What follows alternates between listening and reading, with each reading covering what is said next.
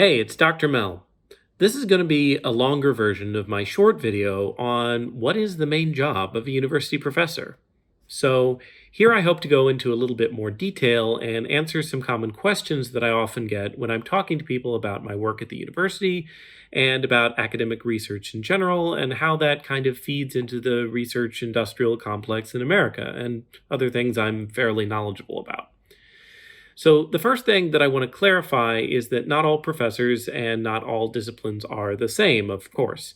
But what I will be talking about is my expertise as a computer science professor and more generally a professor in a STEM field, and also a professor who is considered tenure track. As I alluded to in my short video on the same subject, not all professors are tenure track, and a lot of them will have other titles. They might be considered an adjunct lecturer, or an adjunct professor, or a research professor, or a teaching professor.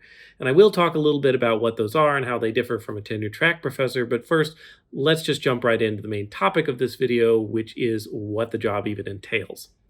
For more information about what tenure is, I will be scripting and shooting a video on that topic later. So, you are a tenure track professor. What does that mean your job is? First of all, this is the most common misconception I have to correct, which is that it's primarily to teach students. It's not. It's not even primarily to mentor graduate students. Those are an important part of your job, but they're considered secondary to your main goal, which is to conduct research. There are three pillars of being a university professor, at least in this case in a R1 research university, which is a top-tier research university in the United States. Those three pillars are research, teaching, and service. Let's start with research. It's the biggest one. What do I mean by research? Well, what I mean is that it is funded activities where you're paid money to do different types of investigations. And your goal is to publish papers on the results of those investigations. So your output is measured by basically how many dollars you bring into the university via grant-funded research and other types of funded research, and then by how many papers you publish and the quality of those papers. Now, while different disciplines, even within STEM, vary on what is considered the appropriate outputs, it's almost always going to be some kind of paper. But for example, in computer science, we tend to value conference papers, which are short 7 to 9 page papers that are published quickly, over journal papers, which are longer versions that come out more sporadically. Other fields may value journal papers more, and certain fields may value other types of outputs, like patents or other things like that. Especially medical fields have a lot to do with the amount of published clinical trials you do. I'm certainly not an expert on all of those requirements. I'm just an expert on computer science, which tends to be conference papers. Now, conference papers are papers that are submitted to real conferences where they are peer-reviewed. That means that other professors and educated people have looked at them and said, yes, this makes sense. It seems like they did a reasonable job. Acceptance rates in these conferences, especially good conferences, can be extremely low, which means less than 10%, or sometimes the 20 to 30% range on slightly easier conferences. You also have to look at a paper and see if it was from a toxic or predatory conference or publication. These are the kind where you can pay to get it published guaranteed, but you have to actually spend that money to get it accepted, and these are normally, to put it frankly, very low quality, and you should not read them. This means that to get a paper published can often take multiple tries and multiple revisions because the first place you submit it may not accept it. It also means that it's very hard to predict how many papers you're going to get published in a year. You may have a fairly good idea how many you can complete, but how many you can actually get approved and published is a different can of worms. There are also other kinds of work products as well, including books and non-archival papers, but they're part of what should probably be a longer video. Finally, one more note on publishing papers. You can publish papers with other people, and you both get to count them, and in fact, you're encouraged to do so. So if there are multiple authors on the paper, you all get some share of the credit. There's no hard and fast rule that suggests that your credit goes down because there's a lot of other authors on the paper, but there are kind of general guidelines that if you're on a paper with like 20 other people, then probably your share of the work is going to be somewhat small. If it's for 5 people, then normally the credit is shared more or less equally. In my field, the first author is the one that did most of the work, though. The last author slot on the paper is sometimes reserved for the head of a lab. So on a student paper, the last name could be the mentor and the first thing would be the student, but different professors hold different standards and different fields vary here a lot. Some fields even require you to put in the paper a breakdown of the work that's done, like who did which part. I kind of like that, but computer science doesn't really do that very much. Another thing in computer science is an ongoing controversy that a lot of papers are now published on a service called Archive. Archive is a place where you can find scientific papers. And the problem is that nobody reviews these papers and you have no idea if they're any good or not. But because you can self publish here, you can get your results out very quickly. This is something that actually worries me a lot about the industry because industries publish papers here and they just slap those papers up on Archive and don't bother to see if anybody outside of the company ever reviews them. This means they can be the first to the punch and get a lot of stuff out there quickly, but there's no guarantee that it makes any sense whatsoever. Furthermore, the papers that are published by big companies are often written in a summary form on their website by marketing people who have no idea what's actually in the actual paper. I was reviewing one of the papers in my field that had to do with an automated intelligence negotiation agent. And the page on this very large company's website directly contradicted the contents of the paper itself. This is part of an ongoing problem with misinformation in science, and I don't see an immediate way to fix it, but it's worth noting. The papers on Archive might be great, or they might be terrible, and you can't really know until you read them. This is part of the reason why I think academic researchers are still relevant in a day where big corporations have the ability to do a lot more advanced research because of their resources and the time to essentially market that they can do these sorts of things. University professors are trained on how to actually write papers that are going to be vetted and will hold up to scrutiny and work really well with companies who want to work with them because we can provide that service while the company is providing some of the resources and funding. So instead of considering it a competition between academics and big companies, I think we should work closer together. I may be doing a video on what exactly I mean by that and how a model of the academic industrial research complex could work for everybody. We'll see, and that may be part of a longer, later video. That's a good summary of how and where to publish different types of papers, at least briefly. Now, let's talk about grants. Grants are basically how I get paid. They are money that is invested in my research. Now, I don't have to pay it back, and it goes directly to my lab, not to me personally. I don't actually get to take it home, and to the university in different amounts. The people who fund this are most traditionally the US government, or whatever government of a country that you happen to be working for. Different organizations within the government fund different types of grants. One of the biggest funders is the National Science Foundation. There's also the National Institute of Health and the Defense and Advanced Research Projects Agency, DARPA. There are also grants from the Department of Defense and many other departments. These grants are also competitive, which means I basically have to make my case to each of these organizations that my research is the one that needs to be funded and not some other guy's. In order to do that, I have to become a salesman and convince them that the research that I've already done and that I'm using as the basis of what I'm proposing to do is worth them investing money in. Now, when I receive this money, a portion of it goes to the university. It's about a third, but it varies per university, and the remaining 2/3-ish gets to go to my lab, and I can use that to support my research. One thing I use it for is to fund my students to pay for their tuition, which is a nice thing about STEM fields. If you're a STEM PhD student, oftentimes you're not actually going to accrue any student debt at all relating to tuition, and in fact, you get paid a low salary. I use money from grants to pay for that. I also use money to buy equipment like computers and processing time on servers, and I use that money to recruit research subjects or to travel to conferences where I present my work. I also use a portion of it to pay my own salary.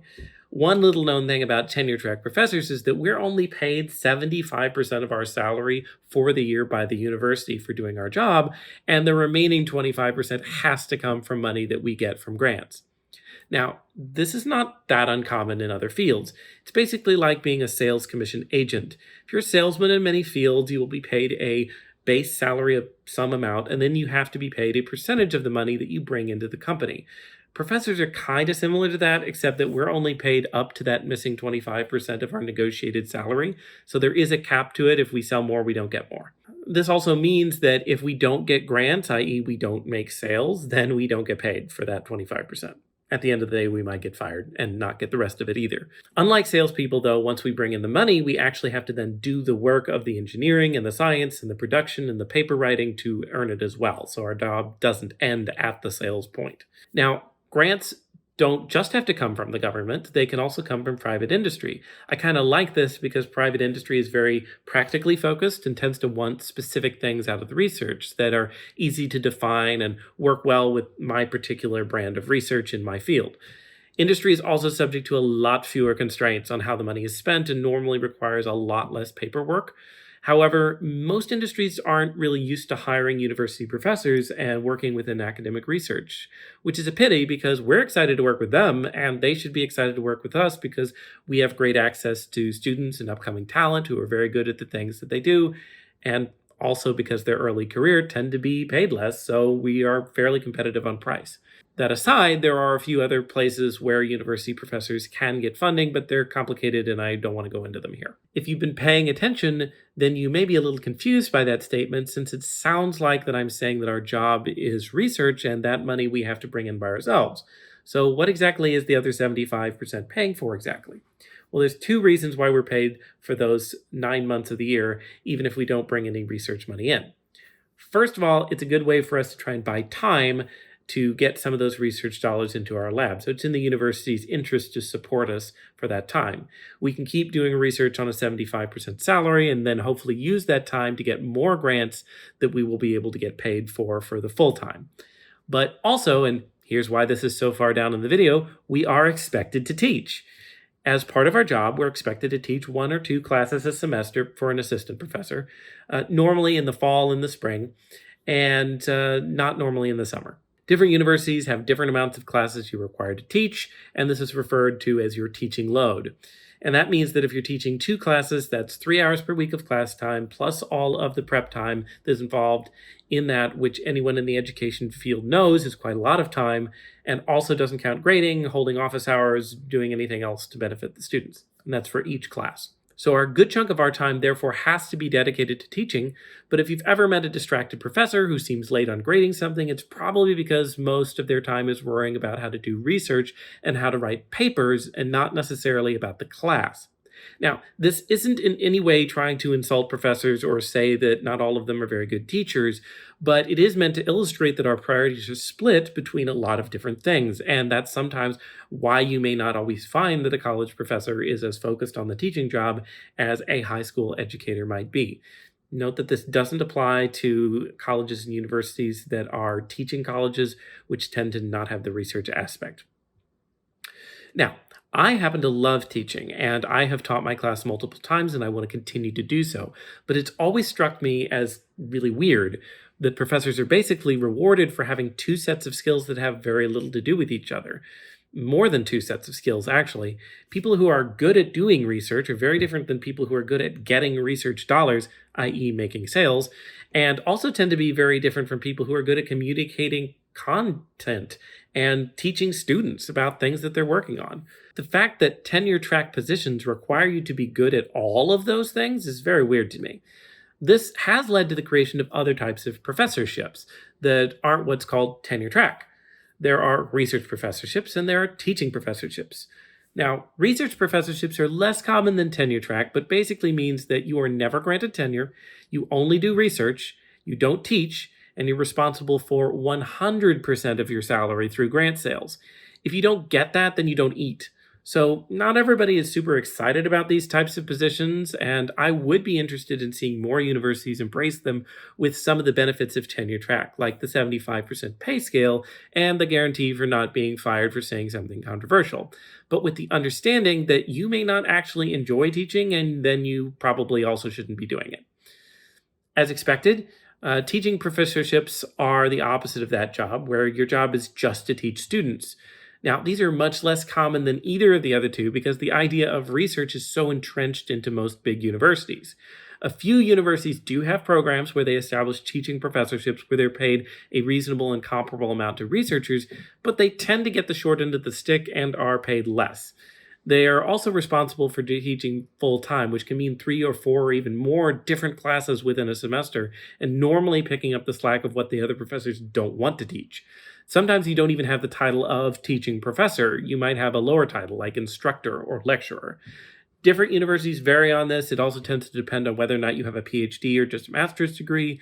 There are also a category called professors of practice, who are people who've done very well in their careers, but in industry, and then come to a university and teach later in their career. To be clear, my father is a professor of practice, so I'm biased, but I tend to think the professors of practice tend to give you some of the best education of professors in a university, and you should seek them out if you can because they've been working in industry for a very long time and they know the practical ins and outs of their work. But keep in mind, again, they're paid less and they don't have any tenure. In addition to teaching formal classes, another component of your teaching job is to provide mentorship. This basically means you're supposed to recruit and graduate PhD students. You're also expected to do some mentoring of master's and undergraduate students, but it's less of a priority in most places. Keep in mind that in the STEM field, PhD students are supported by your grant research, which means that you get to pay their salary, and the PhD student hopefully learns from you and the research that you're doing in your lab, and they can help contribute to all of these papers and research that you're supposed to be writing. Master students can do that as well, but master students aren't normally paid by the professor. They're paid by the program, and they do have to pay tuition in most schools. And master's programs are typically only 2 to 3 years, so that's much faster, and they don't have as much time to get into an in-depth research project. Undergrads also are overloaded because they normally take 5 classes a semester compared to graduate students who take maybe 2, so they don't have as much time to research. But they can occasionally be helpful if they're particularly skilled and want to have some time to do what's basically an internship in your lab. Some undergraduates are unpaid or they're paid in class credit, and some are paid, just like internships. So to be considered for filling your teaching requirement as a professor, you have to teach classes and graduate PhD students and generally provide mentorship and advice to all students who need it. In addition to the students who work directly in my lab, I myself also advise several dozen undergraduates on just how to pick classes and basic stuff like that, in addition to the multiple hours a week I meet with my graduate students to provide them in-depth advice on their own research. Okay, so with teaching finished, I'll talk about the final part of university's professor's responsibility, service. Service is the least well-defined of any of these because it can be further subdivided into internal service and external service. Internal service is everything that a professor does at a university that's not teaching and is not research. This basically means anytime you're sitting on a committee or talking about broad things like the new curriculum or what your admissions policy should be, or if that student cheated on a test or anything like that, you are providing service. You're also providing service anytime you do things that the university has asked you to do, like go and visit with a potential donor, or attend a dinner on behalf of the university, or do other things to promote the university's mission, like attend talks or do marketing or things like that. So it's a big catch-all category. This means that sometimes it takes less time than the other categories, and sometimes it takes a lot more time. The normal breakdown of research versus teaching versus service in terms of hours spent is supposed to be something like 50% research, 25% teaching, 25% service. Other universities will claim that it's a full 1/3, 1/3, 1/3 split, but I've never met a university where that's actually true. Honestly, the 50% split for research is probably underrepresenting the importance of that category. Now let's talk external service. External service is all the random stuff you do for people that are not at the university. In other jobs, this might be called networking or just generally hustle, but there is more to it than that when it comes to building up and quote unquote serving the profession. What this means is the professors need to review for the conferences where they themselves submit their own papers. This is considered part of your job, and therefore it's considered something that your university is paying you for, and conferences never will do so. You're also responsible for organizing conferences. So this means anything from figuring out how to maintain and update the conference website to how to actually host an in-person event in some foreign city where you were going there and you're setting up all the conference rooms and talking with hotels and venues and all of that. It can also mean giving general talks or attending other people's classes or conferences as a guest speaker or lecturer, and with certain expenses of being paid for that are called honoraria if you're really famous. Most of the time, you're just doing it as part of service. There is next to no guideline on how much of this you should do. So if you're a professor, my advice is to do, quote unquote, a reasonable amount and turn down everybody else because they will just keep asking and eventually you will overload yourself. Okay, so hopefully that has summarized the 3 main pillars of what a university professor is expected to do. We are expected to bring in grant money, use that to support writing papers and PhD students, and teach formal classes. Additionally, we're required to provide internal and external service to the university. And contrary to popular belief, this means that our primary goal is not to teach undergraduate students. I personally love that part of my job, but it does mean there are a lot of different things that professors can be doing. For me, this makes me consider being a professor to be a bit like being the CEO of a small startup company. That startup company, my lab, is incubated as part of a larger organization, which is the university. Effectively, I pay a portion of the money that I bring in into that large organization and provide them certain services, like teaching and sitting on committees. In exchange, they give me an office, access to graduate students, and a mandate to go and bring in lots of grant money, and then spend that on my employees and to develop the products that I can create. There is a longer and more complicated video that I could definitely make about how the funding works on a detailed level and where the money goes and how overhead factors into all of this, but these are the basics. Hopefully, this gives you a better idea of what university professors do and how they may differ from educators in primary and secondary education in the United States. There's also a whole lot of information I could tell you about how professorships work in other parts of the world, like in Europe and even within Europe, comparing places like Britain and Switzerland, which are notable for being very different in how they compensate professors. Beyond the work that I do as a professor, I also do work consulting for other people within the tech industry and sometimes make videos like this to try and educate people about what professors are and, of course, frankly, to promote myself so people know who I am and what kinds of things I can do. Because at the end of the day, I have to do a lot of sales work to bring in grants. Anyway, I hope this video was useful and informative, and stay tuned for more. I'd love to do more like this to educate people on what the role of academic research is in today's world.